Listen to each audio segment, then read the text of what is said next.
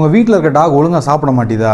ஏன் சாப்பிட மாட்டேன்னு சொல்லிட்டு நீங்கள் ஒரு கன்ஃபியூஷன்லேயே இருக்கீங்க. உடம்பு ரொம்ப கம்மியாகுது, என்ன பண்ணுறதுனே தெரில. நான் என்ன தான் ஃபுட்டு வெரைட்டியாக வச்சாலும் என் டாக் கரெக்டாக சாப்பிட மாட்டேங்குதுன்னு சொல்லிட்டு நீங்கள் ரொம்ப ஃபீல் பண்ணுறீங்களா?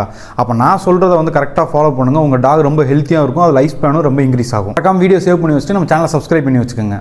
நம்ம வீட்டில் இருக்க பப்பியோ இல்லை டாகோ கரெக்டாக ஃபுட்டை இன்டேக் எடுக்க மாட்டேதா? அதுக்கு காரணம் ஒரே ஒரு ரீசன்னா, அதுக்கு ப்ராப்பர் டீவார்மிங் பண்ணாமல் விட்டுட்டிங்கன்னா நம்ம வீட்டில் இருக்க பப்பியோ டாகோ கரெக்டாக ஃபுட்டை இன்டேக் எடுக்காது. ஒரு டீவார்மிங் பண்ணாதனால நம்ம டாகோட லைஃப் ஸ்பேன் கம்மியாகுமா? கண்டிப்பாக கம்மியாகுங்க. நீங்கள் டாக் ப்ராப்பராக டீவார்மிங் பண்ணால் மட்டும்தான் அது டாக் ரொம்ப ஹெல்த்தியாக இருக்கும். ஒரு பப்பிக்கு எப்படி டீவார்மிங் பண்ணணும்னு உங்களுக்கு தெரியுமா?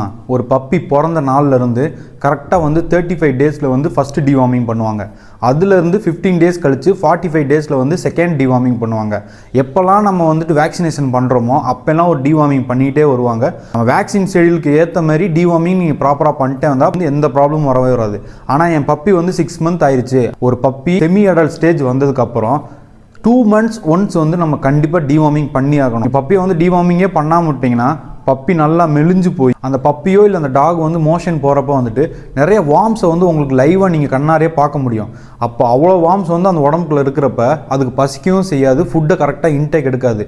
நீங்கள் ப்ராப்பராக டீவார்மிங் பண்ணால் மட்டும்தான் பப்பியை ஹெல்த்தியாக வச்சுக்க முடியும்.